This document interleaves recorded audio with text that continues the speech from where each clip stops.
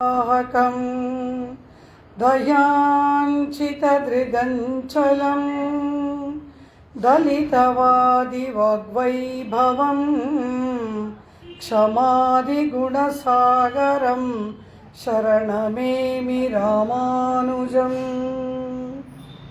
श्रीविष्णुचित्तकुलनन्दन कल्पवल्लीं श्रीरङ्गराजहरिचन्दन योगदृश्यां साक्षात् क्षमां करुणया कमलामिवान्यां गोदामनन्यशरणः शरणं प्रपद्ये। अनुकलतनुकाण्डालिङ्गनारम्भ शुम्भत् प्रतिदिशभुजशाख श्रीसखानोकहर्दिः स्तननयनगुलुच्छस्फार पुष्पद्विरेफा रचयतु मयि लक्ष्मी कल्पवल्ली कटाक्षाम्। श्रीवल्लभेति वरदेति दयापरेति भक्तप्रियेति भवलुण्ठनकोविदेति नाथेति नागशयनेति जगन्निवासेति आलापनं प्रतिपदं कुरु मे मुकुन्द। नीलातुङ्गस्तनगिरितटी सुप्तमुद्बोध्य कृष्णं पारार्थ्यं स्वं श्रुतिशतशिरःसिद्धमध्यापयन्ती सोच्छिष्टायां सजिनिगलितं यावलात्कृत्य भुङ्क्ते गोदा तस्यै नमैदमिदं भूय एवास्तु भूयः। अन्नवयल पुதுவையாண்டாளரங்கற்கு பன்னு திருப்பாவை பல்பதியம் இன்னிசையால் பாடிக் கொடுத்தாள் நற்பாமாலை பூமாலை சூடிக் கொடுத்தாளை சொல்லு சூடிக் கொடுத்த சுடற்கொடியே தொல்பாவை பாடி அருள வல்ல பல்வளையாய் நாடி நீ வெங்கடவர்க்கென்ன விதி என்ன விம்மாத்தம் நான் கடவா வண்ணமே நல்கு। ஆழிமழை கண்ணா ஒன்று நீ கைகரவேல் ஆழியுள் புக்கு முகந்து கொடார்த்தேரி ஊழி முதல்வன் உருவம் போல் மெய்க்கருத்து பாழியந்தோளுடை பற்பனாவன் கையில் ஆழி போல் மின்னி வலம்புரி போல் நின்னதிர்ந்து தாழாதே சார்ந்த முதைத்த சரமழை போல் வாழ உலகினில் பெய்திடாய் நாங்களும் மார்கழி நீராட மகிழ்ந்தேலோரெம்பாவாய்। ஆண்டாள் ತಿರುವಡಿಗಳೇ ಶರಣಂ। ಶ್ರೇಯಪದಿಯಾಗಿ ಸಮಸ್ತ ಕಲ್ಯಾಣಗುಣ ಪರಿಪೂರ್ಣನಾಗಿ ಇರ್ತಕ್ಕಂತಹ ಪರಾತ್ಪರನಾದ ಪರಮಾತ್ಮನನ್ನು ಆಶ್ರಯ ಮಾಡಿದವರು ಏನನ್ನು ಆಶಂಸನೆ ಮಾಡ್ತಾರೆ ಆ ಮಂಗಳಾಶಾಸನಕ್ಕೆ ಅನುಗುಣವಾಗಿ ಲೋಕದಲ್ಲಿ ಸುಭಿಕ್ಷತೆ ಏರ್ಪಡುತ್ತದೆ ಎಂಬತಕ್ಕಂತಹ ಲೋಕಕ್ಷೇಮದ ವೃತ್ತಾಂತವನ್ನು ದೇವಿ ಆಂಡಾಳ್ ನೆನ್ನೆಯ ಪಾಶರದಲ್ಲಿ ನಿರೂಪಣೆ ಮಾಡಿದಳು. ಅಂದರೆ ಪರಮಾತ್ಮನ ಭಕ್ತರಾಗಿರುವವರಿಗೆ ಲೋಕಕ್ಷೇಮ ಲೋಕಕ್ಕೆ ಮಂಗಳವನ್ನು ಆಶಂಸನೆ ಮಾಡುವುದು ಕೂಡ ಅಷ್ಟೇ ಪರಿಪೂರ್ಣವಾಗಿ ಪರಮಾತ್ಮನಿಗೆ ಪ್ರಿಯವಾದದ್ದು. ಇದೂ ಕೂಡ ಲೋಕಕ್ಕೆ ಮಂಗಳವಾಗಲಿ ಎಂಬುದಾಗಿ ನಾವು ಬಯಸುವುದು ಕೂಡ ಒಂದು ಪರಮಾತ್ಮನ ಕೈಂಕರ್ಯ. ಆ ಪರಮಾತ್ಮನಿಗೆ ನಮ್ಮನ್ನು ಅರ್ಪಣೆ ಮಾಡಿಕೊಂಡು ಬಿಟ್ಟ ಮೇಲೆ ಮಾಡುವುದೆಲ್ಲ ಕೈಂಕರ್ಯ. ಆಡುವ ಮಾತು ಅವನ ಸ್ತೋತ್ರ, ನೆನೆಯುವ ಚಿಂತನೆ ಅವನ ಧ್ಯಾನ, ಮಾಡುವ ಎಲ್ಲ ಕಾಯಕವಾದ ಕೆಲಸಗಳು ಕೂಡ ಅವನ ಕೈಂಕರ್ಯ ಎಂಬುದಾಗಿ ಶಾಸ್ತ್ರಗಳು ತಿಳಿಸುತ್ತದೆಯಲ್ಲವಾ. ಆ ರೀತಿ ಪರಿಪೂರ್ಣವಾಗಿ ನಮ್ಮನ್ನು ಪರಮಾತ್ಮನಿಗೆ ಒಪ್ಪಿಸಿಕೊಂಡಾಯಿತು ಅಂದ ಮೇಲೆ ನಡೆಯುವುದೆಲ್ಲವೂ ಮಾಡುವುದೆಲ್ಲವೂ ಕೂಡ ಭಗವತ್ ಕೈಂಕರ್ಯ ಎಂಬುದಾಗಿ ಶಾಸ್ತ್ರಗಳ ಹೇಳುವ ಪ್ರಕಾರದಲ್ಲಿ ಆಂಡಾಳ್ ಆ ಪಾಶರವನ್ನು ಇಲ್ಲಿ ಗಾನ ಮಾಡುವುದು. ಆದ್ದರಿಂದಲೇ ಎಲ್ಲ ಋಷಿಮುನಿಗಳಾಗಲಿ, ಆಳ್ವಾರುಗಳಾಗಲಿ, ಭಕ್ತರಾಗಲಿ, ಸಂತಶ್ರೇಷ್ಠರಾಗಲಿ ಎಲ್ಲರೂ ಕೂಡ ಲೋಕಕ್ಕೆ ಮಂಗಳವನ್ನು ಆಶಂಸನೆ ಮಾಡ್ತಾರೆ. ನಾವು ಕೂಡ ಪ್ರತಿನಿತ್ಯ ದೇವಾಲಯದಲ್ಲಿ ಪರಮಾತ್ಮನಿಗೆ ಶಾಸ್ತ್ರವನ್ನು ಮಾಡುವಾಗ ಏನು ಹೇಳ್ತೇವೆ? ಪರಮಾತ್ಮ ಕಡಲ್ ಶೂಳ್ನ ಮನ್ನುಲಹಂ ವಾಳ. ಆ ಸಮುದ್ರದಿಂದ ಸುತ್ತುವರೆಯಲ್ಪಟ್ಟಂತಹ ಈ ಭೂಮಿ ಉಜ್ಜೀವಿಸಲಿ, ಮಂಗಳಕರವಾಗಿರಲಿ ಎಂಬುದಾಗಿ ಪ್ರಾರ್ಥನೆಯನ್ನು ಮಾಡ್ತೇವೆ. ಇದು ನಮ್ಮ ಪ್ರಾರ್ಥನೆ. ಎಲ್ಲ ಕಡೆಗಳಲ್ಲಿ ನಮ್ಮ ಪ್ರಾರ್ಥನೆ ಇಟ್ಟೆ. ಆ ದಿನವೇ ಅನುಭವಿಸಿದಂತೆ ಗಾಯತ್ರಿ ಮಂತ್ರದಲ್ಲಿ ಕೂಡ ನಾವು ಅದನ್ನೇ ಹೇಳ್ತೇವೆ, ಧಿಯೋ ಯೋ ನಃ ಪ್ರಚೋದಯಾತ್. ಎಲ್ಲರ ಬುದ್ಧಿಗಳು ಕೂಡ ಪ್ರಚೋದಿಸಲ್ಪಡಬೇಕು, ಎಲ್ಲರಿಗೆ ಪರಮಾತ್ಮನ ಕೃಪೆಯಾಗಬೇಕು. ಯಜುರ್ವೇದದ ಮೊದಲನೆಯ ಮಂತ್ರ ಅದೇನು ಹೇಳುತ್ತೆ? ದೇವೋವ ಸವಿತಾ ಪ್ರಾರ್ಪಯತು ಶ್ರೇಷ್ಠತಮಾಯ ಕರ್ಮಣೆ ಎಂಬುದಾಗಿ ನಾವು ಅದನ್ನು ಹೇಳ್ತೇವೆ. ಅದನ್ನು ಹೇಳುವಾಗ ಶ್ರೇಷ್ಠತಮವಾದ ಕರ್ಮಗಳಲ್ಲಿ ನಮ್ಮ ಬುದ್ಧಿಗಳು ಶ್ರೇಷ್ಠತಮಾಯ ಕರ್ಮಣೆ ದೇವೋವ ಸವಿತಾ ಪ್ರಾರ್ಪಯತು ಶ್ರೇಷ್ಠತಮಾಯ ಕರ್ಮಣೆ ಅಂತ ಹೇಳುವಾಗ ವಾಹ ಅಂತ ಹೇಳ್ತೀವಿ. ನನ್ನ ಬುದ್ಧಿಯು ಒಳ್ಳೆಯ ಕಾರ್ಯಗಳಲ್ಲಿ ತೊಡಗಲಿ ಅಂತ ಪ್ರಾರ್ಥನೆ ಇಲ್ಲ, ನಮ್ಮೆಲ್ಲರ ಬುದ್ಧಿಗಳು. ಕಾರಣ ಇಡೀ ಲೋಕದಲ್ಲಿ ಇರ್ತಕ್ಕಂತಹ ಸಮಸ್ತ ಆತ್ಮಗಳಿಗೂ ಕೂಡ ಆ ಪರಮಾತ್ಮನಲ್ಲಿ ಅಭಿನಿವೇಶ ಏರ್ಪಡಬೇಕು. ಸಮಸ್ತ ಆತ್ಮಗಳು ಕೂಡ ಪರಮಾತ್ಮನ ಕೈಂಕರ್ಯಕ್ಕೆ ವಸ್ತುವಾಗಬೇಕು. ಎಲ್ಲ ಆತ್ಮಗಳು ಕೂಡ ಪರಮಾತ್ಮ ಸೃಷ್ಟಿ ಮಾಡಿ ಶರೀರವನ್ನು ಕೊಟ್ಟಿದ್ದಾನೆ. ವಿಚಿತ್ರ ದೇಹ ಸಂಪತ್ತಿ ಈಶ್ವರಾಯ ನಿವೇದಿತಂ ಪೂರ್ವಮೇವ ಕೃತ ಬ್ರಹ್ಮನ್ನೇ ಹಸ್ತಪಾದಾದಿ ಸಂಯುತ. ಕೈಕಾಲುಗಳಿಂದ ಕೂಡಿದಂತಹ ಈ ಶರೀರ ನಮಗೆ ಪರಮಾತ್ಮನಿಂದ ಪ್ರಳಯಾರ್ಣವದಲ್ಲಿ ಆತ್ಮಗಳು ಬಿದ್ದಿರುವಂತಹ ಪರಿಸ್ಥಿತಿಯಲ್ಲಿ ಆತ್ಮಗಳಿಗೆ ಉಜ್ಜೀವನಕ್ಕೆ ಮಾರ್ಗವಿಲ್ಲದಾದಾಗ ಸಾಧನ ಮಾಡುವುದಕ್ಕಾಗಿ ಪರಮಾತ್ಮ ಶರೀರವನ್ನು ಕೊಡ್ತಾನೆ. ಅದು ಎಂತಹ ಶರೀರ? ವಿಚಿತ್ರ ಅಂದ್ಬಿಟ್ರು. ಒಬ್ಬ ಪರಮ ದರಿದ್ರ, ಅವನ ಕೈಯಲ್ಲಿ ಯಾವುದೇ ವಿಧವಾದ ಐಶ್ವರ್ಯ, ಹಣ, ಒಂದು ವೇಳೆಯ ಊಟಕ್ಕೆ ಕೂಡ ಇಲ್ಲ. ಆದರೂ ಕೂಡ ಅವನು ಶ್ರೀಮಂತ ಎನ್ನುತ್ತದೆ ನಮ್ಮ ಶಾಸ್ತ್ರಗಳು. ಕಾರಣ ಏನು ಅಂದರೆ ಅವನ ಶರೀರವೇ ಅವನ ಸಂಪತ್ತು ಅಂದ್ಬಿಡ್ತು.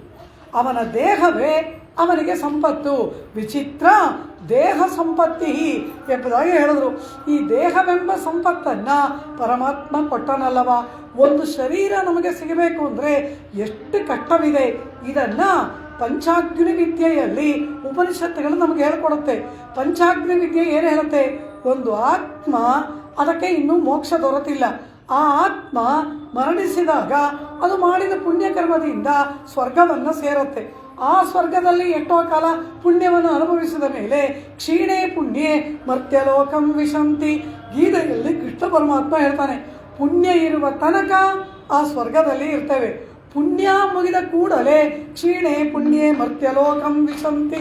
ಪುಣ್ಯ ಮುಗಿದ ಕೂಡಲೇ ಈ ಆತ್ಮವನ್ನೇನು ಯಾವ ದೇವಲೋಕದವರು ಮರ್ಯಾದೆಯಿಂದ ಕಳಿಸಲ್ಲ. ಪರಮಾತ್ಮನ ಕೈಂಕರ್ಯವನ್ನು ಬಿಟ್ಟು, ಪರಮಾತ್ಮನ ಸೇವೆಯನ್ನು ಬಿಟ್ಟು ಸ್ವರ್ಗದಲ್ಲಿ ರಂಭೆ ಊರ್ವಶಿಯರ ಭೋಗಕ್ಕಾಗಿ ಬಂದೆಯ ಹೋಗು ಅಂತ ಹೇಳಿ, ಧ್ವಂಸ ಅಂತ ಹೇಳಿ ಕೆಳಗಡೆ ತಳ್ತಾನಂತೆ ಇಂದ್ರ ನಮ್ಮನ್ನು. ಇದು ಸ್ವರ್ಗದ ಭೋಗದ ಒಂದು ಮಿತಿ. ಆದ್ದರಿಂದ ಕೃಷ್ಣ ಏನು ಹೇಳ್ತಾನೆ? ಯಾವ ಲೋಕಕ್ಕೆ ಹೋದರೂ ಕೂಡ ನೀನು ಆ ಬ್ರಹ್ಮ ಭುವನಾಲ್ಲೋಕ ಪುನರಾವರ್ತಿನೋರ್ಜುನ ಮಾಮುಪೈತ್ಯತ ಕೌಂತೆಯ ಪುನರ್ಜನ್ಮನ ವಿದ್ಯತೆ. ಯಾವ ಲೋಕಕ್ಕೆ ನೀನು 14 ಲೋಕದಲ್ಲಿ ಹೋದರೂ ಕೂಡ ಆ ನಿನ್ನ ಕರ್ಮ ಕಳೆದ ಮೇಲೆ ಮತ್ತೆ ನೀನು ಇಲ್ಲಿಗೆ ಬರಲೇಬೇಕು. ಆದರೆ ಶ್ರೀಯಪ್ಪತಿಯಾದ ನಾರಾಯಣನಾದ ನನ್ನನ್ನು ನೀನು ಆಶ್ರಯಣ ಮಾಡಿದ್ದೇ ಆದರೆ ನಿನಗೆ ಪುನರ್ಜನ್ಮವಿಲ್ಲ, ಮತ್ತೆ ಈ ಲೋಕಕ್ಕೆ ಬರಬೇಕಾದಂತಹ ಕಷ್ಟಕೋಟಲೆ ನಿನಗಿಲ್ಲ. ಮಾಮುಪೇತ್ಯದು ಕೌಂತೆಯ, ಮಾಂ ನೀನು ನನ್ನನ್ನು ಆಶ್ರಯಣ ಮಾಡಬೇಕು ಅಂತಾನೆ ಪರಮಪದದಲ್ಲಿ ಕುಳಿತಿರ್ತಕ್ಕಂತಹ ವೈಕುಂಠನಾಥನಾದ ನಾನು ನಿನಗೆ ಸಾರಥಿಯಾಗಿ ಬಂದಿದ್ದೀನಿ. ಕಾರಣ ಏನು? ನಾನಲ್ಲಿದ್ದರೆ ನೀನು ನನ್ನನ್ನು ಆಶ್ರಯಣ ಮಾಡೋದು ಕಷ್ಟ. ಅದಕ್ಕಾಗಿ ನೀನಿರುವ ಸ್ಥಳಕ್ಕೆ ನಾನು ಬಂದಿದ್ದೀನಿ. ನಿನ್ನ ರಥದಲ್ಲಿ ನಾನು ಸಾರಥಿಯಾಗಿ ಕುಳಿತಿದ್ದೀನಿ, ನೀ ನನ್ನನ್ನು ಆಶ್ರಯಣ ಮಾಡಬೇಕು ಅಂತ ನಾನು ಸುಲಭನಾಗಿ ಬಂದಿದ್ದೇನೆ. ಇಂತಹ ನನ್ನನ್ನು ನೀನು ಆಶ್ರಯಣ ಮಾಡು, ಆಗ ನೀನು ಮಾಮುಪೇತ್ಯದ ಕೌಂತೆಯ ಪುನರ್ಜನ್ಮ ನ ವಿದ್ಯತೆ. ನಿನಗೆ ಪುಣ್ಯಪಾಪ ಕರ್ಮಗಳಿಂದ ಪೂರ್ಣವಾದ ಬಿಡುಗಡೆ, ನಿನಗೆ ಮತ್ತೆ ಯಾವ ಕಾಲಕ್ಕೂ ಕೂಡ ಜನ್ಮ ಎಂಬುದು ಇಲ್ಲ ಅಂತಾನೆ ಪರಮಾತ್ಮ ಗೀತೆಯಲ್ಲಿ ಅಭಯವನ್ನು ಕೊಟ್ಬಿಟ್ಟ. ಅವನನ್ನು ಆಶ್ರಯ ಮಾಡುವ ಚೇತನರಿಗೆ ಇಂತಹ ಆ ಒಂದು ಕರ್ಮ ಸ್ವರ್ಗಕ್ಕೆ ಹೋದಾಗ, ಪುಣ್ಯವನ್ನು ಮಾಡಿ ಸ್ವರ್ಗಕ್ಕೆ ಹೋದಾಗ ಅಲ್ಲಿಂದ ಆತ್ಮ ಹೇಗೆ ಕೆಳಗೆ ಬರ್ತಾನೆ ಎಂದರು. ಅಲ್ಲಿಂದ ಈ ಆತ್ಮನನ್ನು ಮೋಡದಲ್ಲಿ ಸೇರಿಸ್ತಾರಂತೆ. ಮೋಡದಲ್ಲಿ ಆತ್ಮ ಸೇರ್ಕೊಳ್ತಾನೆ. ಇದನ್ನು ಪಂಚಾಗ್ನಿ ವಿದ್ಯೆ ಅಂತ ಉಪನಿಷತ್ತುಗಳಲ್ಲಿ 32 ಬ್ರಹ್ಮವಿದ್ಯೆಗಳಲ್ಲಿ ಪಂಚಾಗ್ನಿ ವಿದ್ಯೆ ಅಂತ ಒಂದು ಅದು ಹೇಳುವ ಕ್ರಮ. ಇದೊಂದು ಕ್ರಮ. ಆ ಮೋಡದಲ್ಲಿ ಆತ್ಮ ಸೇರ್ಕೊಳ್ತಾನೆ. ಆ ಮೋಡ ಮಳೆಯಾಗಿ ಭೂಮಿಗೆ ಬೀಳತ್ತೆ. ಆ ಭೂಮಿಗೆ ಬಿದ್ದಾಗ ಆ ಭೂಮಿಯ ಒಳಗಡೆ ಮಳೆಯ ನೀರಿನಿಂದ ಈ ಆತ್ಮಗಳು ಭೂಮಿಗೆ ಬರುತ್ತವೆ. ಆಗ ಭೂಮಿಯಲ್ಲಿ ಬೆಳೆಯತಕ್ಕಂತಹ ಧಾನ್ಯಗಳಲ್ಲಿ ಈ ಆತ್ಮ ಹೋಗಿ ಆ ಧಾನ್ಯಗಳು ಸೇರ್ಕೊಳ್ತಾನೆ. ಭತ್ತನೋ, ಕಡಲೆಬೇಳೆ, ಉದ್ದಿನಬೇಳೆ, ರಾಗಿ, ಜೋಳ, ತರಕಾರಿ, ಯಾವುದೋ ಒಂದು ನಾವು ಭುಜಿಸುವ ಯಾವುದೋ ಒಂದು ಪದಾರ್ಥದಲ್ಲಿ ಆ ಗಿಡದ ಮೂಲಕ ಆ ಧಾನ್ಯದಲ್ಲಿ ಈ ಆತ್ಮ ಸೇರ್ಕೊಳ್ತಾನೆ. ಆ ಧಾನ್ಯವನ್ನು ಯಾರು ತಿಂತಾರೋ ಅವರ ಶರೀರವನ್ನು ಆತ್ಮ ಪ್ರವೇಶ ಮಾಡ್ತಾನೆ. ಹಾಗೆ ಪ್ರವೇಶ ಮಾಡಿದಾಗ ಮನುಷ್ಯ ಜನ್ಮದ ಬಗ್ಗೆ ಹೇಳೋಣ. ಪ್ರಾಣಿಗಳು ಕ್ರಿಮಿಕೀಟಗಳು ಇರಲಿ, ಆ ಮನುಷ್ಯನ ಶರೀರಕ್ಕೆ ಒಬ್ಬ ಮನುಷ್ಯ ಆ ಭತ್ತವನ್ನು, ಆ ರಾಗಿಯನ್ನು, ಜೋಳವನ್ನು ಅವನು ಭುಜಿಸಿದಾಗ ಆ ಧಾನ್ಯದಲ್ಲಿ ಇರುವ ಆತ್ಮ ಅದು ಎಷ್ಟು, ಒಂದು ಭತ್ತದ ಪೈರು ಅಂದರೆ ಅದರಲ್ಲಿ ಎಷ್ಟು ಭತ್ತಗಳಿರುತ್ತೆ, ಒಂದೊಂದು ಭತ್ತದಲ್ಲಿ ಒಂದೊಂದು ಆತ್ಮ ಅಂತ ಇಟ್ಕೊಳ್ತೀರಾ, ಅಥವಾ ಹೇಗಾದರೂ ಇರಲಿ ಆ ಒಂದು ಭತ್ತದ ಕಾಳು ಇವನ ಶರೀರವನ್ನು ಸೇರಬೇಕು. ಅದು ಇವನ ಗರ್ಭದಲ್ಲಿ 3 ತಿಂಗಳಿರುತ್ತೆ. ಪುರುಷ ಗರ್ಭದಲ್ಲಿ ಆ ಆತ್ಮ 3 ತಿಂಗಳಿರ್ತಾನೆ.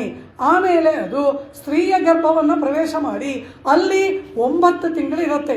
ಪ್ರತಿಯೊಬ್ಬ ಆತ್ಮನಿಗೂ 12 ಮಾಸ ಗರ್ಭವಾಸ, 12 ತಿಂಗಳ ಗರ್ಭವಾಸ ಅಂದ್ಬಿಡ್ತು ಉಪನಿಷತ್ತು. 3 ತಿಂಗಳು ಪುರುಷ ಗರ್ಭ, 9 ತಿಂಗಳು ಸ್ತ್ರೀ ಗರ್ಭದಲ್ಲಿ ಆತ್ಮ ವಾಸವನ್ನು ಮಾಡಿ ಆಗ ಆ ಆತ್ಮ ಭೂಮಿಗೆ ಬರಬೇಕು. ಅಕಸ್ಮಾತ್ ಆ ಧಾನ್ಯದಲ್ಲಿ ಆತ್ಮ ಸೇರ್ಕೊಳ್ತಾನಲ್ಲ, ಆ ಧಾನ್ಯ ಯಾರ ಹೊಟ್ಟೆನೂ ಸೇರದೆ ಹೋದರೆ ಆ ಧಾನ್ಯವನ್ನು ಅದನ್ನು ಕೀಳ್ತಾರೆ, ಕೊಯ್ಲು ಮಾಡ್ತಾರೆ, ಆಮೇಲೆ ಅದನ್ನು ಬಡಿತಾರೆ, ಅದನ್ನು ಕೇರ್ತಾರೆ, ಆಮೇಲೆ ಅದ್ರ ಹೊಟ್ಟೆ ತೆಗಿತಾರೆ. ಇದರ ಮಧ್ಯದಲ್ಲಿ ಒಂದು ಕಾಳು ಅಕ್ಕಿಯೋ ಏನೋ ಎಲ್ಲೋ ಬಂಡೆ ಮೇಲೋ ಸಂದಿನಲ್ಲೋ ಬಿದ್ದರೆ ಆ ಆತ್ಮ ತಿರ್ಗಾ ಲಕ್ಷಾಂತರ ವರ್ಷ ಕಾಯಬೇಕು ಒಂದು ಶರೀರ ಬರೋಕ್ಕೆ. ಈ ಶರೀರ ಏನು ಸುಲಭವಾಗಿ ಸಿಕ್ಕಿಲ್ಲ, ಸುಲಭವಾಗಿ ಬಂದಿಲ್ಲ. ಅಥವಾ ಕೇರುವಾಗ ಒಂದು ಭತ್ತದ ಕಾಳೋ ಒಂದು ಜೋಳದ ಕಾಳೋ ಎಲ್ಲೋ ಬಿದ್ದುಬಿಡ್ತು, ಅದು ತಿರ್ಗಾ ಭೂಮಿನ ಸೇರಿ ಅದನ್ನು ಮತ್ತೆ ಯಾವುದಾದ್ರೂ ಪ್ರಾಣಿ ತಿಂದು ಅದು ಮತ್ತೆ ಇನ್ಯಾವುದೋ ಲೋಕಕ್ಕೆ ಹೋಗಿ ಅದು ಮತ್ತೆ ಮಳೆ ನೀರು ಸೇರಿ ಎಷ್ಟು ಕಷ್ಟ. ಒಂದು ಶರೀರ ಸಿಗಬೇಕಾದ್ರೆ ಇಷ್ಟೊಂದು ಪ್ರೋಸೆಸ್ ನಡಿಬೇಕು. ಇದು ಪಂಚಾಗ್ನಿ ವಿದ್ಯೆ ಅಂತ. ಅದನ್ನು ಯಾವುದರಲ್ಲಿ ಯಾವ್ದು ಸೇರುತ್ತೆ, ಅದನ್ನು ಯಾವುದರಲ್ಲಿ ಆ ಪೃಥ್ವಿ ಮೋಡದಲ್ಲಿ ಜುಹೋತಿ, ಅದು ಬಂದು ವಾಯುವಿನಲ್ಲಿ ಜುಹೋತಿ, ವಾಯು ನೀರಿನಲ್ಲಿ ಜುಹೋತಿ, ಹೀಗೆ ಒಂದರಲ್ಲಿ ಒಂದು ಹೋಮ ಮಾಡ್ತಾರೆ ಅಂತ ಅದನ್ನು ಹೇಳ್ತಾ ಬರುತ್ತೆ ಉಪನಿಷತ್ತು. ಈ ರೀತಿ ಈ ಶರೀರ ಸಿಗಬೇಕಾದ್ರೆ ಒಂದು ಬಂಡೆ ಮೇಲೆ ಬಿದ್ದುಬಿಡ್ತು ಅಂದರೆ ಆ ಬಂಡೆ ಮೇಲೆ ಬಿದ್ದ ಕಾಳು ತಿರ್ಗಾ ಒಬ್ಬ ಮನುಷ್ಯನ ಶರೀರವನ್ನು ಸೇರಬೇಕಾದ್ರೆ ಯಾವಾಗ ಸೇರುತ್ತೆ, ಎಷ್ಟು ಕಾಲ ಬೇಕು, ಏನು ಬೇಕು, ಕೇರುವಾಗ ಎಲ್ಲಾದರೂ ಹೋದ್ರೂ ಹೋಯ್ತು, ಅಥವಾ ಅದು ನುಚ್ಚು ನೂರಾಗಿ ಪುಡಿಯಾಗಿ ಯಾವುದನ್ನು ಸೇರದೆ ಹೋದ್ರೆ ಹೋಯಿತು. ಅತೀವ ಪಾಪ ಮಾಡಿರೋವರು ಈ ಹೀನವಾದ ಕ್ರಿಮಿಕೀಟಗಳಿರ್ತಲ್ಲ, ಬಚ್ಚಲುಗಳು ಅಥವಾ ಚೇಳು, ಆ ರೀತಿಯಾದ ಕ್ಷುದ್ರ ಯೋನಿಯನ್ನು ಸೇರಿಬಿಟ್ರೆ ಅವುಗಳ ಮೂಲಕ ಆ ಮೃಗ, ಪಕ್ಷಿ, ಪ್ರಾಣಿ ಕ್ರಿಮಿಕೀಟವಾಗಿ ಹುಟ್ಟುತ್ತಾರೆ. ಮನುಷ್ಯ ಶರೀರ ಬರೋಲ್ಲ. ಇದನ್ನೆಲ್ಲ ಆ ಉಪನಿಷತ್ತು ನಮ್ಗೆ ಹೇಳುತ್ತೆ. ಛಾಂದೋಗ್ಯ ಇದನ್ನೆಲ್ಲ ನಮಗೆ ಹೇಳ್ತಾ ಬರುತ್ತೆ. ಪಾಪಯೋನಿಯ, ಪಾಪಯೋನಿಗಳಲ್ಲಿ ಸೇರಿಬಿಡುತ್ತೆ. ಅದನ್ನು ಯಾವುದೋ ಒಂದು ಕಾಲದ ಯಾವುದೋ ತಿಮಿಗಿಲ ನುಂಗ್ಬಿಡ್ತು ಅಥವಾ ಯಾವುದೋ ಒಂದು ಹುಳ ನುಂಗ್ಬಿಡ್ತು ಅಂದರೆ ಆ ಹುಳದ ಮೂಲಕ ಇನ್ನೊಂದು ಕೀಟವಾಗಿ ನಾವು ಜನಿಸ್ತೀವಿ ಹೊರತು ಮನುಷ್ಯ ಶರೀರ ನಮಗೆ ಬರೋಲ್ಲ. ಕಪೂಯ ಚರಣ ಅಂತ ಹೇಳುತ್ತೆ ಉಪನಿಷತ್ತು. ಕಪೂಯ ಚರಣ ಅಂದ್ರೇನು? ನೆನೆಸಿಕೊಳ್ಳುವುದಕ್ಕೂ ಅಸಖ್ಯವಾಗುವಂತಹ ಯೋನಿಗಳು. ಯಾವ್ಯಾವ್ದ್ರಲ್ಲಿ ಏನೇನಾಗಿ ಹುಟ್ಟಿದೀವೋ ನಮಗೆ ಗೊತ್ತಿಲ್ಲ. ಈಗ ಪರಮಾತ್ಮನ ಕೃಪೆಯಿಂದ ಇಂಥ ಒಂದು ಶರೀರ ನಮಗೆ ದೊರೆತಿದೆಯಲ್ಲವಾ, ಇಂತಹ ಈ ಶರೀರವೇ ನಮಗೆ ಒಂದು ದೊಡ್ಡ ಸಂಪತ್ತು. ಆ ಶರೀರವನ್ನು ನಾವು ಸದ್ವಿನಿಯೋಗ ಮಾಡಬೇಕು. ವಿಚಿತ್ರ ದೇಹ ಸಂಪತ್ತಿ ಈಶ್ವರಾಯ ನಿವೇದಿತು. ಪರಮಾತ್ಮನ ಚರಣಾರವಿಂದಗಳ ಸೇವೆಗಾಗಿ ಪರಮಾತ್ಮನ ಕೃಪೆಯಿಂದ ಈ ಶರೀರ ನಮಗೆ ದೊರೆತಿದೆ. ಹುಟ್ಟದ ಹಬ್ಬವನ್ನು ಆಚರಿಸ್ಕೊಳ್ತೀವಿ. ಎಲ್ಲ ಮತಗಳಲ್ಲಿ ಹುಟ್ಟು ಹಬ್ಬದ ಆಚರಣೆ ಉಂಟು. ಆದರೆ ನಮ್ಮ ಹಿಂದೂ ಧರ್ಮದಲ್ಲಿ ನಾವು ಯಾವ ರೀತಿ ಆಚರಣೆ ಮಾಡ್ತೀವಿ, ಏನೋ ಕೇಕ್ ಕತ್ತರಿಸೋದಂತೆ, ಉರಿತಾ ಇರೋ ದೀಪನ ಉಫ್ ಅಂತ ಆರಿಸೋದಂತೆ, ಇದೆಲ್ಲ ಅಮಂಗಳ ಅಂದ್ಬಿಟ್ರು. ಕಾರಣ ಏನು? ಇದು ಯಾವುದೂ ಮಾಡಬಾರ್ದು. ಹುಟ್ಟಿದ ಹಬ್ಬದ ದಿನ ಏನು ಮಾಡಬೇಕು? ಇಂಥ ಶರೀರದಲ್ಲಿ ಈ ಆತ್ಮ ಪರಮಾತ್ಮ ನಮ್ಮನ್ನು ಇಟ್ಟನಲ್ಲ, ಅವನಿಗೆ ಕೃತಜ್ಞತೆ ಹೇಳಬೇಕು, ಅವನ ಆರಾಧನೆ ಮಾಡಬೇಕು. ಈ ಶರೀರವನ್ನು ಕೊಟ್ಟೆಯಲ್ಲ, ನಿನ್ನನ್ನು ಬಂದು ಸೇರುವ ದೋಣಿಯಾಗಿ ಈ ಶರೀರವನ್ನು ಕೊಟ್ಟೆಯಲ್ಲ ಅಂಥೇಳಿ ಆ ದಿನ, ಹುಟ್ಟಿದ ದಿನ, ನಮಗೆ ಶರೀರ ಬಂದ ದಿನ ಪರಮಾತ್ಮನ ಆರಾಧನೆ ಮಾಡಿ ನೂರಾರು ಸಾವಿರಾರು ದೀಪವನ್ನು ಅವನ ಆಲಯದಲ್ಲಿ ಬೆಳಗಬೇಕು, ಮನೆಯಲ್ಲಿ ಬೆಳಗಬೇಕು. ಭಕ್ತ ಭಾಗವತರ ಪಾದ ತೊಳೆದು ತೀರ್ಥ ತಗೋಬೇಕು, ಅವರಿಗೆ ಭೋಜನವನ್ನು ಮಾಡಬೇಕು, ಅವರಿಗೆ ದಕ್ಷಿಣೆಯನ್ನು ಕೊಡಬೇಕು. ಕೇಕ್ ಕತ್ತರಿಸೋದು, ಕ್ಯಾಂಡ್ಲ್ ಆರಿಸೋದು ಇದೆಲ್ಲ ನಮ್ಮ ಸಂಸ್ಕೃತಿ ಅಲ್ಲ ಅಂದ್ಬಿಡ್ತು. ಕಾರಣ ಏನು? ಶರೀರವನ್ನು ಕೊಟ್ಟು ತನ್ಮೂಲಕ ಪರಮಾತ್ಮನೆಂಬ ಜ್ಯೋತಿಯನ್ನು ಕಾಣುವ ದಿನವನ್ನು, ಜ್ಯೋತಿಯನ್ನು ಬೆಳಗಲ್ಲವಾ ನಾವು ಆಚರಣೆ ಮಾಡಬೇಕು. ಇದೆಲ್ಲವನ್ನ ಪಂಚಾಗ್ನಿ ವಿದ್ಯೆ ಉಪನಿಷತ್ತು ನಮಗೆ ತಿಳಿಸಿಕೊಡುತ್ತೆ. ಅಂತಹ ಶರೀರ ನಮಗೆ ಪರಮಾತ್ಮ ಕೊಟ್ಟಾಗ ಆ ಶರೀರವನ್ನು ಪರಮಾತ್ಮನಿಗೆ ಅಭಿಮುಖವಾಗಿ 10 ಇಂದ್ರಿಯಗಳನ್ನು, ಅಂದರೆ 5 ಕರ್ಮೇಂದ್ರಿಯ, 5 ಜ್ಞಾನೇಂದ್ರಿಯ, ಅಂತರಿಂದ್ರಿಯವಾದ ಮನಸ್ಸು, 11 ಇಂದ್ರಿಯಗಳನ್ನು ಕೂಡ ಭಗವಂತನ ಕಡೆಗೆ ನಾವು ಅಭಿಮುಖವಾಗಿ ಮಾಡಬೇಕೇ ಹೊರತು ಇದನ್ನು ವ್ಯರ್ಥ ಮಾಡಬಾರದು. ಆದ್ದರಿಂದಲೇ ಇಷ್ಟೆಲ್ಲ ಶಾಸ್ತ್ರಗಳು, ಎಲ್ಲ ಗ್ರಂಥಗಳು, 18 ಪುರಾಣಗಳಿದೆ, ಬ್ರಹ್ಮಸೂತ್ರಗಳಿದೆ, ಭಗವದ್ಗೀತೆ ಇದೆ, ವೇದಗಳಿದೆ, ಉಪನಿಷತ್ತಿದೆ. ಅಪಾರವಾಗಿ ಪುಂಖಾನುಪುಂಖವಾಗಿ ಶಾಸ್ತ್ರಗಳ ಪರಂಪರೆ, ಆಗಮ ಎಲ್ಲ ಎಷ್ಟಿದೆ. ಸ್ಮೃತಿ ಅನ್ನೋದರಲ್ಲಿ ಪುರಾಣಗಳು, ಇತಿಹಾಸಗಳು, ಆಗಮಗಳು ಸ್ಮೃತಿ ಅಂತ ಕರೆಸ್ಕೊಳ್ಳುತ್ತೆ. ಅದಕ್ಕೆ ಮೂಲವಾಗಿರುವ 4 ವೇದಗಳು ಶ್ರುತಿ ಅಂತ ಕರೆಸ್ಕೊಳ್ಳುತ್ತೆ. ಈ ಶ್ರುತಿ, ಸ್ಮೃತಿ, ಇತಿಹಾಸ, ಪುರಾಣ, ಆಗಮ ಎಲ್ಲ ಶಾಸ್ತ್ರಗಳು ಕೂಡ ಏಕೆ ಬಂದಿವೆ ಅಂದರೆ ಈ ಶರೀರವನ್ನು ಅವನ ಕಡೆಗೆ ತಿರುಗಿಸೋದು ಹೇಗೆ ಅಂತ ಮಾರ್ಗದರ್ಶನ ಮಾಡೋಕ್ಕೆ. ಎಲ್ಲ ಶಾಸ್ತ್ರಗಳ ಉದ್ದೇಶ ಇಷ್ಟೇ, ವ್ಯರ್ಥ ಮಾಡಿಕೊಳ್ಳಬೇಡಿ, ಇದನ್ನು ಅವನಿಗೆ ಅಭಿಮುಖವಾಗಿ ಮಾಡಿ ಮತ್ತೆ ಸಂಸಾರಕ್ಕೆ ಬಾರದಂತೆ ಬ್ರಹ್ಮಾನಂದ ಭೂಯಿಷ್ಠವಾದ ಆ ಸ್ಥಾನವನ್ನು ಈ ಆತ್ಮ ಪಡೆದುಕೊಳ್ಳಬೇಕು ಎಂಬುದೇ ಸೃಷ್ಟಿಯ ಪರಮ ಉದ್ದೇಶ. ಅಂತಹ ಆ ಒಂದು ಮಂಗಳ ನಮಗೆ ಏರ್ಪಡಬೇಕಾದರೆ, ಅಂತಹ ಮಂಗಳ ಬೇಕಾದರೆ ಈ ಲೋಕ ಮಂಗಳವಾಗಿರಬೇಕು, ಇಲ್ಲಿರೋರಿಗೆಲ್ಲ ಮಂಗಳವಾಗಬೇಕು, ಇಲ್ಲಿರೋರಿಗೆ ಅನ್ನೋತ್ಪತ್ತಿ ಆಗಬೇಕು, ಪಾಪದ ಜೀವನ ಇರಬಾರ್ದು, ಶಾಂತಿ ನೆಮ್ಮದಿಯಿಂದ ಎಲ್ಲ ಇದ್ದರಲ್ಲವಾ ಇವರಿಗೆ ಪರಮಾತ್ಮನ ಕಡೆಗೆ ಸಾಧನೆಯನ್ನು ಮಾಡ್ತಾರೆ.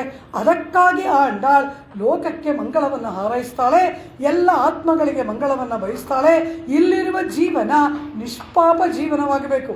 ಪಾಪ ಮಾಡದೇ ಇರಬೇಕಾದ್ರೆ ಅನ್ನಂ ಬಹು ಕುರ್ವೀತ ತದ್ವ್ರತಂ ಅಂತ ವೇದ ಹೇಳ್ದಂಗೆ ಅನ್ನೋತ್ಪತ್ತಿಯ ವ್ರತವನ್ನು ನಾವೆಲ್ಲ ಕೈಗೊಳ್ಳಬೇಕು. ಕಾರಣ ಏನು? ನಮ್ಮ ಅಜ್ಜಿ ಇದ್ದರು, ಅವರು ಅಕಸ್ಮಾತು ಒಲೆಯ ಮೇಲೆ ಆಗಲ್ಲ, ಸೌದೆ ಒಲೆ, ಇಜ್ಜಲ್ ಒಲೆ ಮೇಲೆ ಪಾತ್ರೆಯನ್ನು ಇಟ್ಟು ಅದಕ್ಕೆ ಅಕ್ಕಿಯನ್ನು ಬೇಳೆಯನ್ನು ಹಾಕುವಾಗ ಒಂದು ಕಾಳು ಕೆಳಗಡೆ ಬಿದ್ದುಬಿಟ್ರೆ ಅದನ್ನು ತೆಗೆದು ತೊಳೆದು ಮತ್ತೆ ಪಾತ್ರೆಗೆ ಹಾಕೋರು. ಕಾರಣ ಏನು ಅಂದರೆ ಅವರ ಭಾವನೆ ಅದರಲ್ಲಿ ಒಂದು ಜೀವ ಇದೆ ಅಂತ. ಆ ಆತ್ಮನಿಗೆ ಒಂದು ಶರೀರ ಸಿಗಬೇಕು, ಅದನ್ನು ತಿಂದವರ ಮೂಲಕ ಅದರೊಳಗಿರೋ ಜೀವಕ್ಕೆ ಒಂದು ಶರೀರ ಸಿಗುತ್ತಲ್ವ, ಅದನ್ನು ನಾವು ಆ ಶರೀರವನ್ನು, ಧಾನ್ಯದೊಳಗಿರುವ ಆತ್ಮಕ್ಕೆ ಶರೀರ ಸಿಗತಕ್ಕಂತಹ ಅವಕಾಶವನ್ನು ನಾವು ಕಳಿಬಾರ್ದು. ಅದರಿಂದ ಅನ್ನವನ್ನು ಚೆಲ್ಲೋದು, ವ್ಯರ್ಥ ಮಾಡೋದು, ಆಹಾರ ಪದಾರ್ಥಗಳೆಲ್ಲ ವ್ಯರ್ಥವಾದರೆ ಅಷ್ಟಷ್ಟು ಜೀವಾತ್ಮಗಳಿಗೆ ಶರೀರ ಸಿಗೋಲ್ಲ. ಆ ಪಾಪಕ್ಕೆ ನಾವು ಕಾರಣ ಆಗ್ತೇವೆ. ಇದು ಕೂಡದು ಎಂಬುದು ಊಟವನ್ನು ಬಿಡಬಾರ್ದು. ಅದೇ ರೀತಿ ಆ ಧಾನ್ಯಗಳನ್ನು ವ್ಯರ್ಥ ಮಾಡಬಾರ್ದು ಅನ್ನೋಕ್ಕೆಲ್ಲ ಒಂದು ಉಪನಿಷತ್ತಿನ ಹಿನ್ನೆಲೆ ಏನು, ಅದರೊಳಗೆಲ್ಲ ಒಂದೊಂದು ಜೀವ ಇದೆ. ಆ ಜೀವಗಳಿಗೆ ಶರೀರ ಸಿಗುವ ಅವಕಾಶ ತಪ್ಪೋಗ್ಬಿಡುತ್ತೆ ನಾವು ಮಾಡುವ ಪಾಪ ಕಾರ್ಯದಿಂದ. ಇದು ಒಂದು ದೊಡ್ಡ ಪಾಪ ಅಂದ್ಬಿಡ್ತು ಉಪನಿಷತ್ತು. ಆದ್ದರಿಂದಲೇ ಅಂತಹ ಶರೀರವನ್ನು ಪಂಚಾಗ್ನಿ ವಿದ್ಯೆಯ ಕ್ರಮದಲ್ಲಿ ಉಪನಿಷತ್ತೇ ಹೇಳುವ ರೀತಿಯಲ್ಲಿ ಪ್ರತಿಯೊಬ್ಬ ಆತ್ಮನಿಗೆ ಶರೀರ ಏರ್ಪಡಬೇಕಾದ್ರೆ ಸಕಾಲಕ್ಕೆ ಮಳೆ ಆಗಬೇಕು. ಅದನ್ನು ಆಂಡಾಳು ಆಶಂಸನೆ ಮಾಡ್ತಾಳೆ. ತಿಂಗಳ್ ಮುಮ್ಮಾರಿ ಪೆಯ್ದೆ ತೀಂಗಿನ್ನಿನಾಡೆல்லாம் ತಿಂಗಳ್ ಮುಮ್ಮಾರಿ ಪೆಯ್ದೆ ಓಂಗು ಪೆರುಂ ಶನ್ನಲ್. ಧಾನ್ಯದ ಒಂದು ಸಮೃದ್ಧಿಯನ್ನು ಹೇಳಿದ್ಲು. ಆ ಧಾನ್ಯದ ಸಮೃದ್ಧಿ ಅಂದರೆ ಜೀವರಾಶಿಗಳ ಸಮೃದ್ಧಿ, ಸಾತ್ವಿಕ ಜನಗಳ ಸಮೃದ್ಧಿ, ಭಕ್ತರ ಸಮೃದ್ಧಿ, ಭಾಗವತೋತ್ತಮರ ಸಮೃದ್ಧಿ ಅದು ಬೇಕಲ್ಲವಾ? ಅದಕ್ಕಾಗಿ ಹೇಳಿ ನಿಂಗಾದ ಶಲ್ವಂ ಅಂದ್ಲು. ಈ ರೀತಿಯಾಗಿ ಲೋಕ ಸುಭಿಕ್ಷವಾಗಿ ಇರಬೇಕಾದ್ರೆ ಮೊದಲು ಬೇಕಾದದ್ದು ಸಕಾಲಿಕವಾದ ವರ್ಷವೃಷ್ಟಿ. ಅಕಾಲ ವೃಷ್ಟಿ ಕೂಡುದು, ಅತಿವೃಷ್ಟಿ ಕೂಡುದು, ಅನಾವೃಷ್ಟಿ ಕೂಡುದು, ಮಳೆಯೇ ಬಾರದಿರುವುದು ಅದು ಕ್ಷಾಮ. ತೀವ್ರವಾಗಿ ಮಳೆ ಬರ್ತಾನೇ ಇರೋದು ಅತಿವೃಷ್ಟಿ, ಬೆಳೆದದ್ದೆಲ್ಲ ಹಾಳಾಗೋಗುತ್ತೆ, ಅದು ಆಗಬಾರ್ದು. ನಿಕಾಮೆ ನಿಕಾಮೆ ಪರ್ಜನ್ಯೋ ವರ್ಷತು ಎಂಬುದಾಗಿ ಋಗ್ವೇದ ಹೇಳುತ್ತೆ. ಅಂದರೆ ಏನು? ಓ ಪರ್ಜನ್ಯನೇ, ನನಗೆ ಯಾವಾಗ ಅವಶ್ಯಕತೆ ಇದೆ ಆವಾಗ ನೀನು ಮಳೆಯನ್ನು ಕೊಡು. ಆ ಪರ್ಜನ್ಯ ಕಾಲಕಾಲಕ್ಕೆ ನಮಗೆ ಅವಶ್ಯಕತೆ ಇದ್ದಾಗ ಮಳೆಯನ್ನು ಸುರಿಸಲಿ ಎಂಬುದಾಗಿ ವೇದಮಂತ್ರದ ವೇದಪುರುಷನ ಪ್ರಾರ್ಥನೆ. ಆ ರೀತಿಯಾದಂತಹ ಒಂದು ಪ್ರಾರ್ಥನೆಯ ಮೂಲಕ ಇಲ್ಲಿಯೂ ಅಭಿವೃದ್ಧಿ, ಇಲ್ಲಿಯ ಒಂದು ಸುಭಿಕ್ಷತೆಯಿಂದ ಪರಮಾತ್ಮನ ಆರಾಧನೆ ಮಾಡಿ ಆತ್ಮಕ್ಕೆ ಮೋಕ್ಷ ಪ್ರಾಪ್ತಿ. ಈ ಲೌಕಿಕವಾದ ಸುಭಿಕ್ಷತೆ ಅವಾಂತರ ಫಲ, ಭಗವತ್ ಪ್ರಾಪ್ತಿ ಆತ್ಯಂತಿಕ ಫಲ. ಅದು ಎರಡನ್ನೂ ಆಂಡಾಳ್ ಪ್ರಾರ್ಥನೆ ಮಾಡುವಾಗ ತಿಂಗಳು ಮುಮ್ಮಾರಿ ಪೆಯ್ದು ಎಂಬುದಾಗಿ ಹೇಳಿದ್ಲು. ಒಂದು ತಿಂಗಳಿಗೆ 3 ಮಳೆ ಬರಬೇಕು. 1 ದಿನ ಮಳೆ, 9 ದಿನ ಬಿಸಿಲು, ಮತ್ತೆ 9 ದಿನ ಬಿಸಿಲು, 1 ದಿನ ಮಳೆ. ಮುಮ್ಮಾರಿ, ಮಾರಿ ಅಂದರೆ ಮಳೆ, ಮುಮ್ಮಾರಿ. ಒಂದು ತಿಂಗಳಿಗೆ 3 ಬಾರಿ ಮಳೆ ಬರಬೇಕು ಅಂತ ಆಂಡಾಳ್ ಆಶಂಸನೆಯನ್ನು ಮಾಡಿದಳು. ಅಂದರೆ ಏನು? ಅಪೇಕ್ಷೆ ಪಡೋದು, ಪ್ರಾರ್ಥನೆ ಮಾಡಿದಳು ಆಂಡಾಳ್. ಕೂಡಲೇ ಏನಾಯಿತು? ಇವಳು ಸಕಾಲಿಕವಾದ ವರ್ಷವೃಷ್ಟಿ ಆಗಬೇಕು. ಕಾಲಕಾಲಕ್ಕೆ ಅವಶ್ಯಕತೆ ಇರುವಾಗ ಮಾತ್ರ ಮಳೆ ಬಂದು ಲೋಕ ಸುಭಿಕ್ಷವಾಗಿರಬೇಕು. ನಿಂಗಾದ ಶಲ್ವಂ ನಿರೈಂದು ಅಂತಂದ್ಲು. ಕೂಡಲೇ ಏನು ನಡೆಯಿತು? ಆ ಮಳೆಯನ್ನು ವರ್ಷಿಸುವಂತಹ ದೇವತೆಯಾದವನು ಭೂಮಿಗಿಳಿದು ಬಂದ್ಬಿಟ್ಟ. ಇವಳು ಮಳೆ ಬರಬೇಕು ಅಂತ ಆಂಡಾಳು ಹೇಳಿದ್ಲಲ್ವಾ? ಕೂಡಲೇ ಏನಾಯಿತು? ಮಳೆಯನ್ನು ಸುರಿಸುವ ದೇವತೆ ಆ ಸ್ವರ್ಗಲೋಕದಿಂದ ಭೂಮಿಗಿಳಿದು ಬಂದ್ಬಿಟ್ಟು ಆಂಡಾಳ ಗೋಟಿಯ ಮುಂದೆ ಕೈ ಮುಗಿದು ನಿಂತ್ಕೊಂಡ್ಬಿಟ್ಟ. ಬಂದು ಅವನು ಯಾರು ಅಂದರು. ನಾವೆಲ್ಲ ಏನು ಹೇಳ್ತೀವಿ? ಒಂದು ಮಳೆ, ಒಂದು ನೀರು ಅಂತ ಹೇಳಿದ್ರೆ ತಕ್ಷಣ ವರುಣ ಅಂದ್ಬಿಡ್ತೀವಿ. ಮಳೆ ಬಂತು ಅಂದರೆ ಏನೋ ವರುಣನ ಕೃಪೆ ಆಗಿದೆ ಅಂತೀವಿ. ಅದು ತಪ್ಪು. ದೇವತೆಗಳನ್ನು ವಿಭಾಗ ಮಾಡ್ತಾರೆ. ಋಗ್ವೇದದಲ್ಲೆಲ್ಲ ದೇವತೆಗಳಿದೆ. ಅಂತರಿಕ್ಷ ದೇವತೆಗಳು, ದ್ಯುಸ್ಥಾನ ದೇವತೆಗಳು, ಪೃಥ್ವಿ ಸ್ಥಾನ ದೇವತೆಗಳು ಅಂತೆಲ್ಲ ದೇವತೆಗಳಲ್ಲಿ ವಿಭಾಗ ಉಂಟು. ದ್ಯುಸ್ಥಾನ ದೇವತೆಗಳು ಬೇರೆ, ಪೃಥ್ವಿ ಸ್ಥಾನ ದೇವತೆಗಳು ಬೇರೆ, ಅಂತರಿಕ್ಷ ಸ್ಥಾನ ದೇವತೆಗಳು ಬೇರೆ, ಹೀಗೆಲ್ಲ ಬೇರೆ ಬೇರೆ ದೇವತೆಗಳು ಉಂಟು. ಅದರಲ್ಲಿ ವರುಣ ಯಾರು ಅಂದರೆ ಅಷ್ಟದಿಕ್ಪಾಲಕರಲ್ಲಿ ಒಬ್ಬ. ಇವನ್ ರ್ಯಾಂಕ್ ಏನು? ನಾವು ಹೇಳ್ತೀವಿ ಕ್ಯಾಬಿನೆಟ್ ರ್ಯಾಂಕು, ಆ ಮಿನಿಸ್ಟ್ರಿ ಲೆವೆಲ್, ಲೆಜಿಸ್ಲೇಟಿವ್ ರ್ಯಾಂಕ್, ಇದೆಲ್ಲ ಹೇಳ್ತೀವಲ್ಲ ಮಿನಿಸ್ಟರ್ಸ್ ಕೇಳುವಾಗ. ಆ ರೀತಿ ಅಷ್ಟದಿಕ್ಪಾಲಕರು 8 ದಿಕ್ಕುಗಳಿಗೆ 8 ಜನ ದಿಕ್ಪಾಲಕರಿದ್ದಾರೆ. ಅದರಲ್ಲಿ ಪೂರ್ವ ದಿಕ್ಕಿನ ಅಧಿಪತಿ ಇಂದ್ರ, ಹಾಗೆ ಪಶ್ಚಿಮ ದಿಕ್ಕಿನ ಅಧಿಪತಿ ವರುಣ. 8 ದಿಕ್ಪಾಲಕರಲ್ಲಿ ಅವನು ಒಬ್ಬ. ಆ ವರುಣನ ರ್ಯಾಂಕಿಂಗು ಇಂದ್ರನಿಗೆ ಈಕ್ವಲ್ ಆದದ್ದು. ವರುಣ ನಿಂತ ನೀರಿನ ಅಧಿಪತಿ. ಅಂದರೆ ಏನು? ಸಮುದ್ರ, ಕೊಳ, ಜಲಾಶಯ, ಸರಸ್ಸು, ಆ ರೀತಿ ಆ ಕೆರೆ, ಕಟ್ಟೆ, ಕೊಳ, ಬಾವಿ, ಸಮುದ್ರ ಇದಕ್ಕೆಲ್ಲ ವರುಣ ಅಧಿಪತಿ. ಆದರೆ ಈ ವರುಣ ಇಂದ್ರನಿಗೆ ಸಮಾನವಾದ ಆ ಒಂದು ಅಂತಸ್ತಿನಲ್ಲಿ ಇರುವವನು. ಆದರೆ ಈ ಮಳೆಯನ್ನು ಸುರಿಸುವ ದೇವತೆಗೆ ಏನು ಹೆಸರು? ಪರ್ಜನ್ಯ ಅಂತ ಹೆಸರು. ಈ ಪರ್ಜನ್ಯ ಅನ್ನೋನು ಯಾರು? ಇವನು ಇಂದ್ರನ ಸೇವಕ. ಇವನು ಇಂದ್ರನಿಗೆ ಈಕ್ವಲ್ ರ್ಯಾಂಕಿಂಗ್ ಇಲ್ಲ. ಇವನು ಯಾರು? ಇಂದ್ರನ ಸೇವಕ. ಇದನ್ನೆಲ್ಲ ಆ ಸೂಕ್ತಗಳಲ್ಲಿ ನೋಡಬೇಕು. ಪರ್ಜನ್ಯ ಸೂಕ್ತ ಅಂತ ಇದೆ ಋಗ್ವೇದದಲ್ಲಿ. ಆ ಪರ್ಜನ್ಯ ಸೂಕ್ತ ನೋಡಿದಾಗ ಈ ಪರ್ಜನ್ಯ ಯಾರು, ಇವನ ಡ್ಯೂಟಿ ಏನು, ಇವನು ಯಾರ ಬಳಿ ಕೆಲಸ ಮಾಡ್ತಾನೆ, ಇವನು ಯಾವಾಗ ಮಳೆ ಸುರಿಸ್ತಾನೆ, ಯಾವಾಗ ಸುರಿಸೋಲ್ಲ, ಅವನ ರೂಪ ಏನು, ಅವನು ತೊಟ್ಕೊಂಡಿರೋ ವಸ್ತ್ರದ ಬಣ್ಣ ಏನು, ಇದೆಲ್ಲವನ್ನು ಆ ಪರ್ಜನ್ಯ ಸೂಕ್ತ ನಮ್ಗೆ ಹೇಳುತ್ತೆ. ಅದನ್ನೆಲ್ಲ ನೋಡಬೇಕು. ಮಳೆಯನ್ನು ಸುರಿಸಬೇಕಾದ್ರೆ ಮೋಡಗಳು ಇದೆ. ಆ ಮೋಡಗಳು ಪ್ರಳಯ ಕಾಲದಲ್ಲಿ ಮಳೆಯನ್ನು ಸುರಿಸೋ ಮೇಘಗಳು ಬೇರೆ. ಪ್ರಳಯ ಬರಬೇಕು, ಎಲ್ಲ ಕೊಚ್ಚೋಗ್ಬೇಕು ಭೂಮಂಡಲ ಎಲ್ಲ. ಆಗ ಸಂವರ್ತಕ ಪ್ರವರ್ತಕ ಅಂತ ಮೋಡಗಳ ಹೆಸರು. ಆ ಮೋಡಗಳ ಆವಾಗ ಮಳೆ ಸುರಿಸ್ಬೇಕು, ಬರೀ ದಿವಸದಲ್ಲಿ ಸುರಿಸ್ಬಾರ್ದು. ಇಂದ್ರ ಅದೇ ತಪ್ಪು ಮಾಡ್ದ. ಗೋಕುಲವನ್ನು ಮಳೆಯಲ್ಲಿ ಕೊಚ್ಚಾಕ್ಬಿಡ್ಬೇಕು ಅಂತ ಪ್ರಳಯ ಕಾಲದಲ್ಲಿ ಮಳೆ ಸುರಿಸೋ ಮೋಡವನ್ನು ನೋಡಿ ಹೋಗಿ ಗೋಕುಲದಲ್ಲಿ ಮಳೆ ಸುರಿಸಿ ಅಂದ್ಬಿಟ್ಟ. ಆಗ ಕೃಷ್ಣ ಗೋವರ್ಧನ ಎತ್ತಬೇಕಾಯಿತು. ಪ್ರಳಯ ಕಾಲದಲ್ಲಿ ಮಾತ್ರ ಆ ಮೋಡಗಳು ಸುರಿಸ್ಬೇಕು, ಬಾಕಿ ದಿನಗಳಲ್ಲಿ ಬೇರೆ ಮೋಡಗಳು, ಅದೆಲ್ಲ ನಿಯಮ ಇದೆ. ಆ ರೀತಿ ಇಲ್ಲಿ ಆ ಮಳೆಯನ್ನು ಸುರಿಸುವುದಕ್ಕೆ ದೇವತೆ ಯಾರು ಅಂದರೆ ಪರ್ಜನ್ಯ. ಪಾತ್ರೆಯಲ್ಲಿ ನೀರಿದೆ, ಆ ನೀರನ್ನು ಬಗ್ಗಿಸೋಕ್ಕೊಬ್ಬ ಆಳು. ಅಂದರೆ ಏನು? ಮೇಘಗಳಿಗೆ ಒಡೆಯನಾದವನು ಇಂದ್ರ, ಅವನಿಗೆ ಮೇಘರಾಜ ಅಂತಲೇ ಹೆಸರು. ಆದ್ದರಿಂದ ಆ ಮೇಘಗಳನ್ನು ಆಳುವ ಇಂದ್ರ ಅವನ ಸೇವಕನಾದ ಪರ್ಜನ್ಯನಿಗೆ ಹೇಳ್ತಾನೆ, ಈಗ ಇಂಥ ಕಡೆ ಮಳೆ ಸುರಿಸು ಅಂತ. ಅವನು ಹೇಳಿದ್ರೆ ಆ ಮೋಡದಲ್ಲಿ ತುಂಬಿಕೊಂಡ ನೀರನ್ನು ಸುರಿಸುವ ಕೆಲಸ ಪರ್ಜನ್ಯನದು. ಹೀಗೆ ಪರ್ಜನ್ಯ ಎನ್ನುವವನು ಇಂದ್ರನ ಸೇವಕ, ವರುಣ ಎನ್ನುವವನು ಇಂದ್ರನಿಗೆ ಸಮಾನವಾಗಿ ಇರ್ತಕ್ಕಂತಹ ಅಷ್ಟದಿಕ್ಪಾಲಕರಲ್ಲಿ ಒಬ್ಬ. ಆದ್ದರಿಂದ ಮಳೆಯನ್ನು ಸುರಿಸುವುದಕ್ಕೆ ಈಗ ನಿರ್ವಾಹಕನಾಗಿ ಇರುವವನು ಯಾರು? ಮಳೆಯನ್ನು ಸುರಿಸುವುದಕ್ಕೆ ನಿರ್ವಾಹಕನಾಗಿ ನೇಮಿಸಲ್ಪಟ್ಟ ದೇವತೆ ಯಾರು ಅಂದರೆ ಪರ್ಜನ್ಯ. ಈಗ ಈ ಆಂಡಾಳ್ ತಿಂಗಳು ಮುಮ್ಮಾರಿ ಪೆಯ್ದು ಎಂಬುದಾಗಿ ಒಂದು ಆಶಂಸನೆಯನ್ನು, ಒಂದು ಸಂಕಲ್ಪವನ್ನು ಮಾಡಿದ ಕೂಡಲೇ ಆ ಸ್ವರ್ಗಲೋಕದಲ್ಲಿ ಇರ್ತಕ್ಕಂತಹ ಇಂದ್ರನ ಸೇವಕನಾದ ಪರ್ಜನ್ಯ ಭೂಮಿಗೆ ಇಳಿದು ಬಂದೇ ಬಿಟ್ಟ. ಗೋದಾಗೋಷ್ಠಿಯ ಮುಂದೆ, ಆಂಡಾಳ್ ಗೋಷ್ಠಿಯ ಮುಂದೆ ನಿಂತು ಕೈಯನ್ನು ಮುಗಿದು, ದೇವಿ ಗೋದಾ, ನನ್ನನ್ನು ನೆನೆಸ್ಕೊಂಡ್ಯಲ್ಲ, ಏನು ಸೇವೆ ಮಾಡಲಿ ಎಂಬುದಾಗಿ ಗೋದಾಗೋಷ್ಠಿಯ ಮುಂದೆ ಪರ್ಜನ್ಯ ದೇವ ಬಂದು ಕೈ ಮುಗಿದು ಇವಳನ್ನು ಕೇಳ್ಕೊತಾ ಇದ್ದಾನೆ. ಹಾಗೆ ತನ್ನ ಗೋಷ್ಠಿಯ ಮುಂದೆ, ಗೋದಾಗೋಷ್ಠಿಯ ಮುಂದೆ ನಿಂತು ಕೈ ಮುಗಿದು ಏನು ಸೇವೆ ಮಾಡಲಿ ಎಂಬುದಾಗಿ ಪ್ರಾರ್ಥನೆ ಮಾಡ್ತಾ ಇರ್ತಕ್ಕಂತಹ ಆ ಪರ್ಜನ್ಯ ದೇವನನ್ನು ನೋಡಿ ಮಳೆಯನ್ನು ಸುರಿಸಬೇಕಾದ ಕ್ರಮವನ್ನು ನಿರೂಪಣೆ ಮಾಡ್ತಕ್ಕಂತಹ ತಿರುಪ್ಪಾವೈ ದಿವ್ಯಶಾಸ್ತ್ರದ ಅದ್ಭುತವಾದ ಪಾಶುರವೇ 4ನೆಯ ಪಾಶುರ. ಆಹಿಮಳೈ ಕಣ್ಣ ಒಂದು ನೀ ಕೈಗರವೇಲ್ ಎಂಬುದಾಗಿ ಆ ಪರ್ಜನ್ಯನನ್ನು ನೋಡಿ ಆಂಡಾಳ್ ನಿಯಮನ ಮಾಡತಕ್ಕಂತಹ ವರ್ಷವೃಷ್ಟಿಯ ಕಾರ್ಯ ನಿಯಮನ, ಅದನ್ನು ಹೇಳತಕ್ಕಂತಹ ಅದ್ಭುತವಾದ ಪಾಶುರವೇ ಆಳಿಮಳೈ ಕಣ್ಣ ಎಂಬತಕ್ಕಂತಹ ತಿರುಪ್ಪಾವೈ ದಿವ್ಯಶಾಸ್ತ್ರದ 4ನೆಯ ಪಾಶುರ. ಇಲ್ಲಿ ಒಂದು ಸಂದೇಹ. ವಿಷಯ ಪ್ರಾರಂಭ ಆಗಕ್ಕೆ ಮುಂಚೆನೇ ನಮಗೆ ಸಂದೇಹ ಬಂದ್ಬಿಡುತ್ತೆ.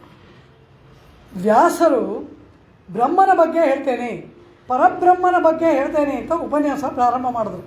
ವ್ಯಾಸ ಮುನಿವರಿಯರು ಶಿಷ್ಯರೆಲ್ಲ ಕುಳಿತಿದ್ದಾರೆ. ಅವರೇನು ಮಾಡಿದ್ರು? ಇಷ್ಟೊತ್ತು ಕರ್ಮಕಾಂಡಗಳೆಲ್ಲ ಆಯಿತು. ಯಾಗ, ಯಜ್ಞ, ಕರ್ಮ, ಸ್ವರ್ಗ, ಗಂಧರ್ವ, ಮನುಷ್ಯ ಇದೆಲ್ಲ ಆಗೋಯ್ತು. ಕರ್ಮಕಾಂಡ, ವೇದದ ಕರ್ಮಕಾಂಡ ಮುಗೀತು, ಸಂಹಿತಾ ಭಾಗ. ಈಗ ಉಪನಿಷತ್ತು ಬ್ರಹ್ಮಭಾಗ ಹೇಳಬೇಕು. ಪರಮಾತ್ಮ ಪರಬ್ರಹ್ಮನ ಬಗ್ಗೆ ಮಾತಾಡಬೇಕು. ಅಥಾತೋ ಬ್ರಹ್ಮ ಜಿಜ್ಞಾಸ ಪ್ರಾರಂಭ ಮಾಡಿದ್ರು. ಇನ್ನು ನಾವು ಆದ್ದರಿಂದ ಇನ್ನು ಮುಂದೆ ಬ್ರಹ್ಮನ ಬಗ್ಗೆ ಚಿಂತನೆ ಮಾಡೋಣ ಅಂದರು. ಆದ್ದರಿಂದ ಅಂದ್ರೇನು? ಇದುವರೆಗೂ ಕರ್ಮಾಚರಣೆಯನ್ನು ಮಾಡಿದರೆ ಮತ್ತೆ ಪುನರ್ಜನ್ಮ ಉಂಟು.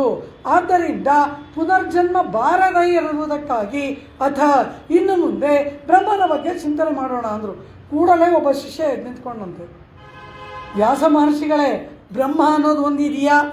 ಇನ್ನೂ ಇವರು ಪ್ರಾರಂಭವೇ ಮಾಡಿಲ್ಲ.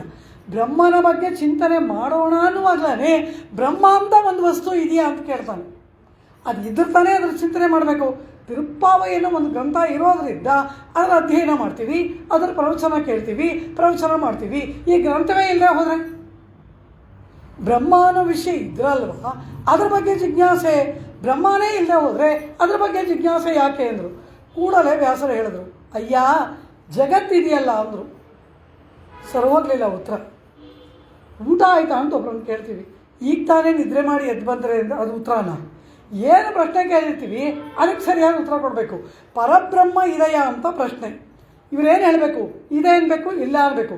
ಇವರೇನು ಹೇಳ್ತಾ ಇದ್ದಾರೆ? ಜಗತ್ತಿದೆಯಲ್ಲ ಅಂದರು. ಉತ್ತರ ಸರಿ ಹೋಗಲಿಲ್ಲ ಅಂದರು. ಆಗ ವ್ಯಾಸ ಮುನಿವರಿಯರು ಹೇಳ್ತಾರೆ, ಅಯ್ಯ ಒಂದು ಮಡಕೆ ಇದೆ ಅಂತ ಇಟ್ಕೊಳ್ಳಿ. ಆ ಮಡಕೆ ಇದೆ ಅಂದರೆ ಏನರ್ಥ? ಮಣ್ಣಿದೆ ಅಂತ ಅರ್ಥ. ಆ ಮಣ್ಣನ್ನು ಕಲಿಸುವ ನೀರಿದೆ ಅಂತ ಅರ್ಥ. ಆ ನೀರು ಆ ಮಣ್ಣಿನ ಜೊತೆಯಲ್ಲಿ ಬೆರೆತು ಗಾಳಿಯ ಮೇಲೆ ತಿರುಗಿದೆ ಅಂತ ಅರ್ಥ. ತಿರುಗಿ ಒಂದು ಆಕಾರವನ್ನು ಪಡ್ಕೊಂಡಿದೆ ಅಂತ ಅರ್ಥ. ಆಕಾರವನ್ನು ಪಡೆದುಕೊಂಡ ನಂತರ ಅದು ಬೆಂದಿದೆ ಅಂತ ಅರ್ಥ. ಆದರೆ ಇದೆಲ್ಲವನ್ನ ಮಾಡುವುದಕ್ಕೆ ಒಬ್ಬ ಬೇಕಲ್ಲ, ಆ ಕುಂಬಾರ ಇದ್ದಾನೆ ಅನ್ನೋದು ಮೊದಲನೇ ಅರ್ಥ.